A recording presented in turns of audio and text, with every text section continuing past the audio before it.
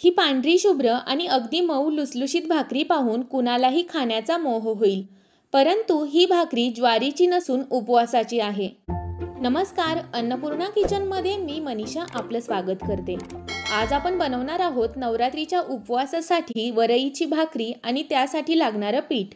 नवरात्रीमध्ये वेगवेगळे काय पदार्थ बनवायचे हा प्रश्न पडत असेल तर हे भाकरीचं पीठ एकदा दळून आणलं की एका भाकरीमध्येच पोट भरतं. भाकरीसाठीचं पीठ बनवण्यासाठी आपण सुरुवातीला साबुदाणा भाजून घेणार आहोत.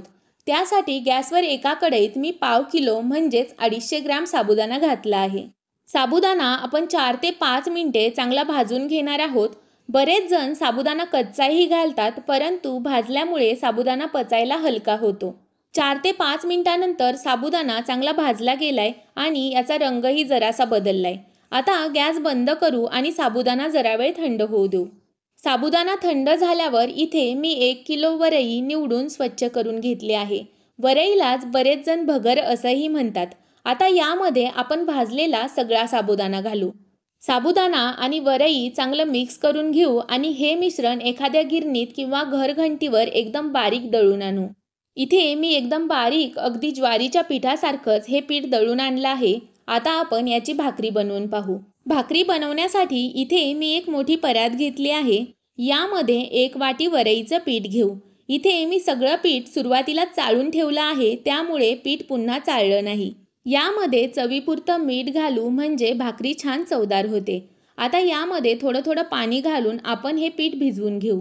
यामध्ये लागेल तसं थोडं थोडं पाणी घालून पीठ भिजवून घ्यायचंय. पीठ भिजवताना थोडंसं रगडून मळायचं म्हणजे पिठाला छान चिकटपणा येतो.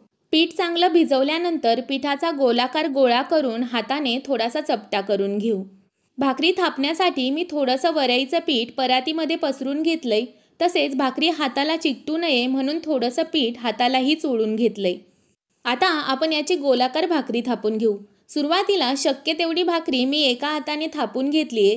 नंतर दोन्ही हाताला पीठ चोळून दोन्ही हाताने ही भाकरी गोलाकार थापून घेतली. भाकरी थापताना गोलाकार फिरली पाहिजे म्हणजे भाकरी खाली चिकटत नाही. तसेच भाकरीचे काठ व्यवस्थित थापून घ्यायचेत.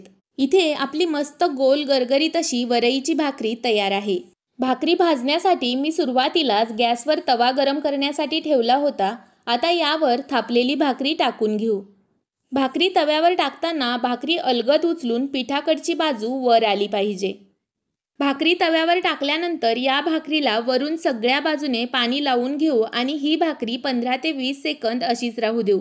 भाकरीवरचं पाणी थोडंसं सुकल्यासारखं झालं की चमच्याने भाकरी अलगद उचलून भाकरीची बाजू पलटून घेऊ. बाजू पलटल्यानंतर एखादा मिनिट ही भाकरी भाजून घ्यायची आहे. एखादा मिनिटानंतर पुन्हा भाकरीची बाजू आपण पलटून घेऊ.